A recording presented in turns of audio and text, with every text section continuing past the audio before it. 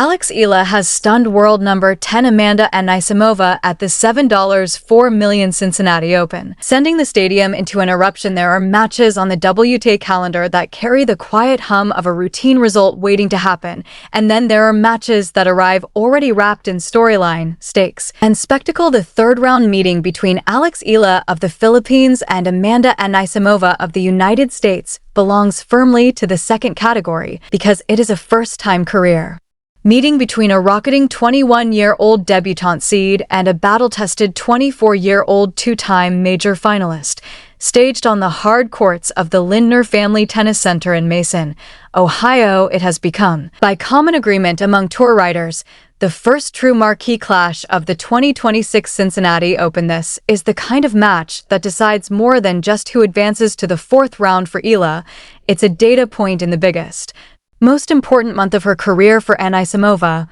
It's another rung on the long climb back toward the game she played in the second half of 2025, when she reached back-to-back Grand Slam finals. So let's walk through everything worth knowing before the two players step onto the court. Eala and Anisimova have never played each other on the WTA Tour. There is no history to lean on, no head-to-head record to parse for patterns, no prior scoreline to reference for confidence or caution. This match will be written entirely from scratch, in real time, in front of a Cincinnati crowd that has increasingly become a home game for Eala, given the wave of Filipino and Filipino-American support that has followed her across the North American hardcourt swing this summer. What we do have instead is form, momentum, and matchup logic, and on paper, this is about as intriguing a stylistic collision as the third round of a WTA 1000 event can produce. Eala's Cincinnati campaign began with the best possible platform, a first-round bye as the tournament's 17th seed,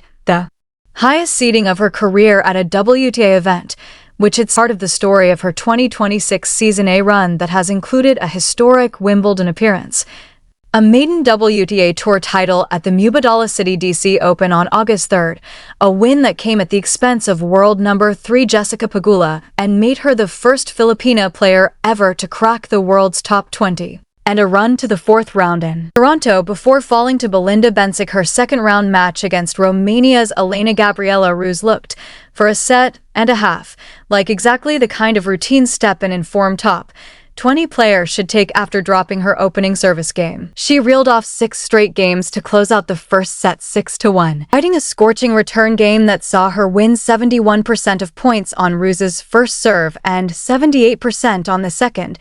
She carried that momentum directly into the second set, racing to a 3-0 lead. Before rain and lightning suspended play at the Lindner Family Tennis Center, Ruse, who had been receiving treatment on her right foot during the delay, opted not to return to the court once play was set to resume, handing Eala a 6-1, 3-0 retirement victory. It wasn't the ending anyone wanted, least of all Eala, who had been playing some of the cleanest tennis of the tournament to that point, but the result is the result, and the manner of the win dominant, controlled, built on elite return numbers, will have done plenty for her confidence heading into a much sterner test on the other side of the draw.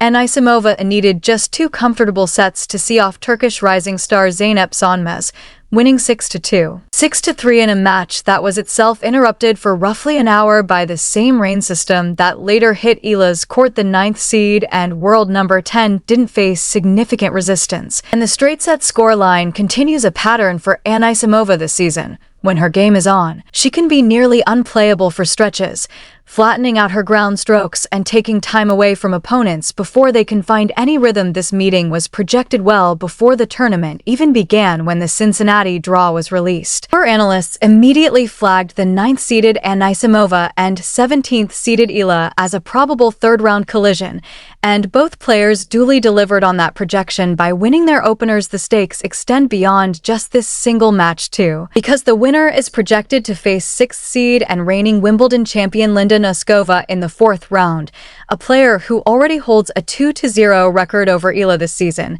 having beaten her at both Indian Wells 6-2, 6-0, and the Berlin Tennis Championships 6-2, 6-4. Beyond that, Eala's projected path, should she keep winning, includes a potential quarter-final against Jessica Pegula, whom she beat in the DC Open final, a semi-final against Elena Rybakina, And a final against world number 1 Aryna Sabalenka. It's a brutal gauntlet, which is precisely why this third-round match against Anisimova is being treated as close to a must-win if Eala wants to build any real momentum through the draw for Anisimova. Advancing here would be an important marker in a season that, by her own recent standards, has been an inconsistent one on Eala's side of the ledger. She is 21 years old, from the Philippines, currently ranked world number 20, seeded 17th in Cincinnati, and plays left-handed. A detail that matters more than it might initially seem, as we'll get to her rise, has been one of the most compelling storylines in tennis over the past 18 months, a product of the Rafa Nadal Academy in Mallorca. She built her reputation as a junior Grand Slam champion before turning that promise into WTA-level results with startling speed. The 2026 season has been transformative on nearly every front. A breakthrough Wimbledon run that captured global attention and cemented her as a genuine top 20 threat on grass as well as hard courts. Her maiden WTA Tour title at the Mubadala City DC Open, won by defeating world number 3 Jessica Pegula final. A career-high 17th seed at Cincinnati in her tournament debut, after withdrawing in 2025 with a shoulder injury, and 7 wins in her last 8 matches heading into this event, with her lone loss in that stretch coming against Belinda Bencic in the 4th round of the Canadian Open in Toronto. A tournament where her matches reportedly drew such passionate Filipino crowd support that fans nicknamed the venue with an affectionate homegrown name. Her strengths are built around an aggressive lefty forehand that she uses to dictate rallies from all corners of the court, paired with a return game that has been statistically excellent throughout the tournament. So far, her lefty serve adds an awkward, natural angle that opponents unfamiliar with left-handed players often struggle to read, particularly out wide in the ad court. And she plays with an appetite for the big occasion that belies her age and ranking. Her run through the DC Open, beating a top 3 player in the final, is proof she doesn't shrink against elite competition, but there are legitimate question marks to consistency across best-of-3 matches against players who can match her power remains the central swing factor, and against players like Noskova, who can out-hit her from the baseline. Eala has come up short twice this season. Already the concern against Anisimova follows a similar shape. Can Eala's aggression hold up against an opponent who hits just as flat, just as hard, and with more physicality behind the ball? Anisimova, for her part, is 24 years old, American, currently ranked world number 10, seeded 9th in Cincinnati, plays right-handed with a two-handed backhand, and reached a career-high ranking of number 3 back in January 2026. Few players on tour carry a more remarkable personal narrative than she does after bursting onto the scene as a teenager.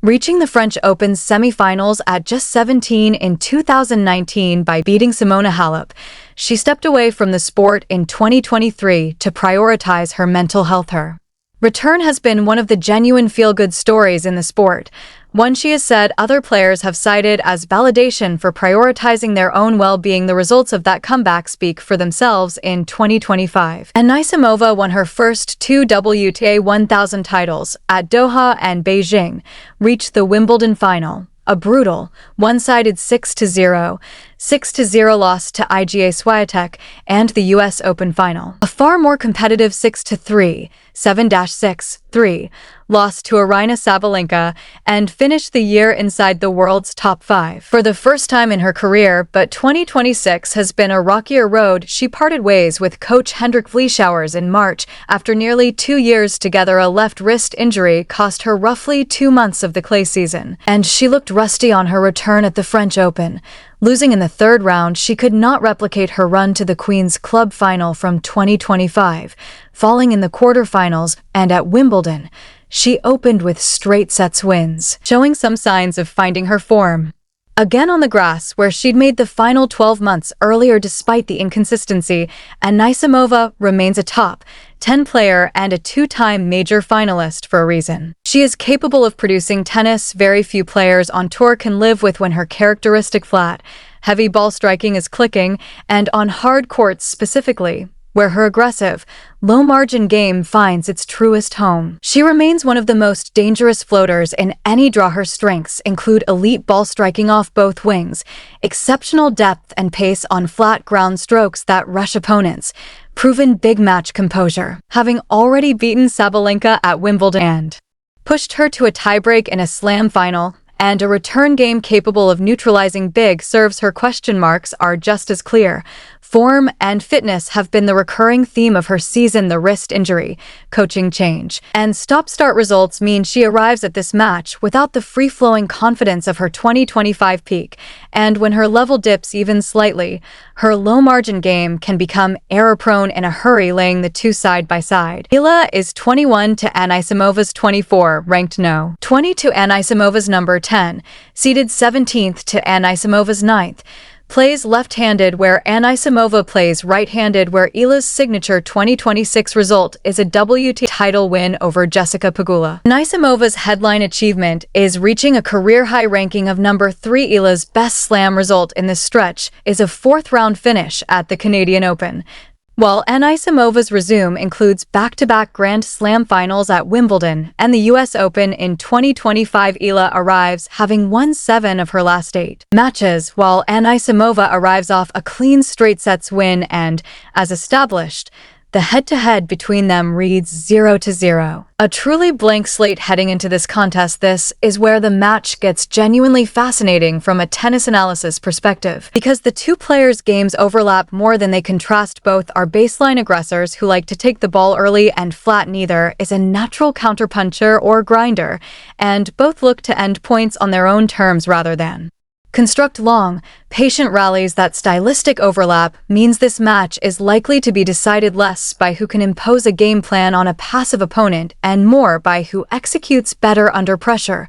who serves more efficiently, and who wins the first strike battle on return games. The left-handed factor is a real, tangible variable here too. Anisimova has faced comparative high-level lefties on tour, and the mirror image nature of a left-handed serve and forehand can disrupt the patterns a right-hander is used to, particularly out wide on break points. So expect Eala to lean on serving out wide in the ad court to open up her lefty forehand into the open court, a pattern that has worked for her against a number of opponents this season. The flip side of that coin is Anisimova's superior physicality and pace when her ball striking is on. Very few players on tour, Eala included, have the raw pace absorption to consistently redirect it, and her flat backhand in particular can rush shorter, less physically imposing opponents. With Eala, at 21, still adding strength and court coverage relative to a more fully physically mature Anisimova, return games will likely decide this match more than anything else. Eala's return numbers against Ruse: 1% of first serve return points and 78% of second serve return points were extraordinary, even counting for the level of opposition, and if she brings anything close to that return quality against Anisimova's serve, which, while effective, is not the American's biggest weapon, Eala gives herself a real chance to break serve multiple times per set. Conversely, Anisimova's own return game has been sharp all season and has been central to her biggest wins, including her upset of Sabalenka at Wimbledon last year. There's also an under-the-radar freshness factor worth flagging. Eala's win came via retirement, meaning she didn't have to grind through a full, physically taxing 3-set battle to reach this round, which could leave her fresher both physically and mentally than a player who had to fight through a complete match. It's a small edge, but in a WTA 1000 event where matches stack up quickly, freshness matters. A handful of other factors could tip the scales in either direction. Cincinnati has increasingly become a pseudo-home environment for Eala, given the surge in Filipino diaspora support that has followed her across the U.S. hardcourt swing this summer, echoing the atmosphere from the Canadian Open and playing in front of a vocal, partisan crowd has visibly boosted her level this season, which could be a genuine factor in a tight, tense match against a higher-ranked opponent. If Anisimova is still searching for the free-flowing form that carried her to 2 slam finals in 2025, this is exactly the kind of match against a dangerous, but slightly lower-ranked opponent that can either kickstart a big run or expose lingering rust. Eala, meanwhile,